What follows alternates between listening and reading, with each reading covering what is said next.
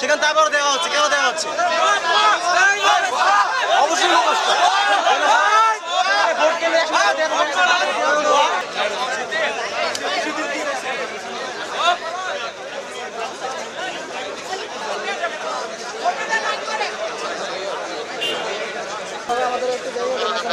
আমাদের একটু জায়গা দেন। 100 মিটারের মধ্যে স্যার ইভেন বুথগুলো ব্যবহার করছেন স্যার।